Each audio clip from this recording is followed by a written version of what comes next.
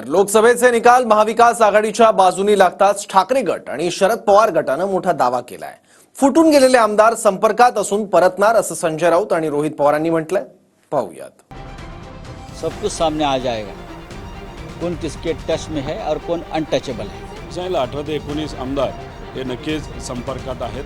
पुढच्या 15-20 दिवसात पहा तर काय होतं ते। लोकसभेच्या निकालानंतर शिंदे आणि अजित पवारांचे आमदार पुन्हा परतणार असा दावा संजय राऊत आणि रोहित पवारांनी केलाय। अनिल देशमुखांनी 15-20 दिवसात बघा असं सूचक विधान केलं। तर शिंदेचे 6 आमदार ठाकरे गटाच्या संपर्कात असून लवकरच पक्षप्रवेश होईल अशी माहिती सूत्रांनी दिली आहे। शिवसेनेच्या फुटीनंतर शिंदेच्या शिवसेनेकडे 13 खासदार होते, पण आता निवडणुकीनंतर शिंदेचे 7 खासदार निवडून आले, म्हणजे 8 खासदार शिंदेने गमावले। उद्धव ठाकरे यांच्याकडे 5 खासदार होते। निवडणुकीमध्ये ठाकरेंचे 9 खासदार निवडून आले, याचा अर्थ ठाकरेंना 4 खासदारांचा फायदा झाला। त्यामुळे आता विधानसभा निवडणुकीच्या भीतीमुळे आमदार ठाकरेंकडे परतणार असे दावे सुरू झाले। आपको सब पता चलेगा, धीरे धीरे सब कुछ सामने आ जाएगा, कौन किसके टच में है और कौन अनटचेबल है। महाराष्ट्र की सरकार जब स्थापित हुई तब पहले दिन से बोल रहे थे कि सरकार आज गिरेगी, कल गिरेगी, परसों गिरेगी। सही ज्योतिष उनको नहीं मिला अभी तक, और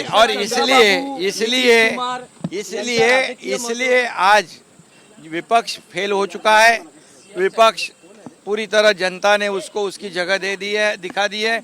कई लोग तो मोदी जी को कहते थे तड़ीपार करो, तो जनता ने उनको सत्ता से रोककर तड़ीपार कर दिया है।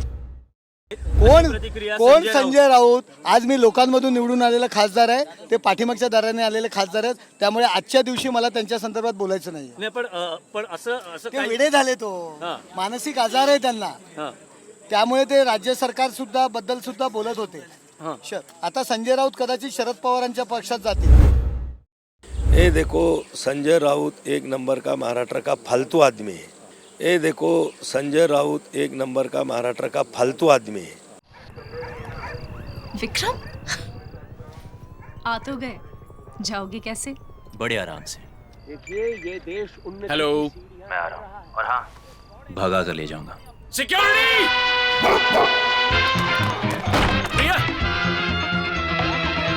भाग गई, पकड़ो उनको।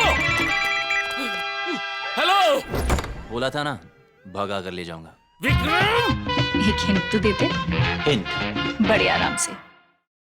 ठाकरे गटाबरोबर शरद पवार गटाकडून सुद्धा हाच दावा सुरू झालाय।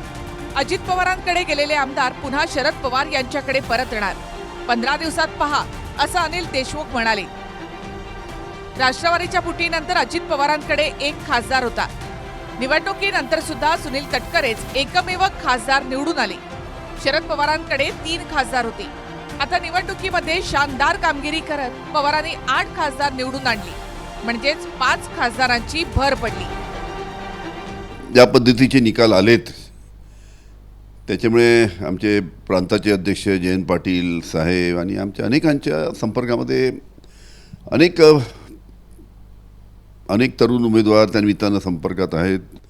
त्याच्यामुळे अनेक जे आमदार इकडून तिकडे गेलेत ते साहजिकच इच्छा व्यक्त करतील की काही संपर्क सुरू झाला, तुमचा फोन वाजणं सुरू झाला का तुमचा किंवा नेत्यांचा? तुम्ही पुढच्या 15-20 दिवसात पहा तर काय होतं। मी तरी बघितलेलं आहे असे 30 उमेदवार आत्ताच साहेबांनी तिथे ठरवल्यासारखे आहेत।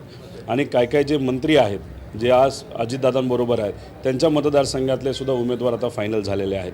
18 ते 19 आमदार हे नक्कीच संपर्कात आहेत। त्यातले किती घ्यायचे ते पवारसाहेब आणि जयंत पाटील साहेब ठरवतील। कोणतरी आमचे विरोधक सांगतात की ह्यांनी संपर्क साधला, त्यांनी संपर्क साधला, असं काही झालेलं नाहीये। सगळे आमदार राष्ट्रवादी काँग्रेस पक्षाचे आमच्याबरोबर आहेत। हे अतिशय स्पष्ट चित्र आम्हाला आज पाहायला मिळालेलं आहे। विक्रम, आ तो गए, जाओगे कैसे? बड़े आराम से। ये देश हेलो, मैं आ रहा हूँ। और हाँ, भगा कर ले जाऊंगा। सिक्योरिटी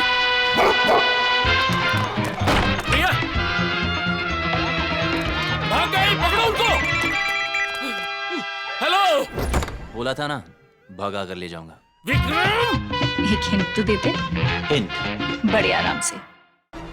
लोकसभेच्या पराभवानंतर अजित पवारांच्या राष्ट्रवादीची जी बैठक झाली त्या बैठकीला 5 आमदार गैरहजर राहिले. त्यामुळे उलटसुलट चर्चा सुरू झाल्या. मात्र वैयक्तिक कारणांमुळे 5 आमदार गैरहजर राहिले असून त्यांनी तसं कळवल्याचं अजित पवार गटाकडून सांगण्यात आलं. खरं तर पक्षफुटीनंतर निलेश लंके अजित पवारांकडून शरद पवार यांच्याकडे परतली आणि अहमदनगरमधून खासदार झाली. आता विधानसभेआधी पुन्हा रिव्हर्स गिअर पडणार असे दावे केले जात आहेत. Bureau report, TV9 Marathi.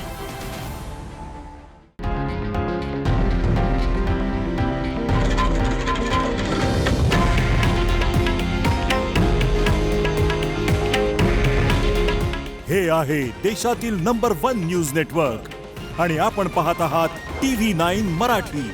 काळजी तुमची, हित महाराष्ट्राचं.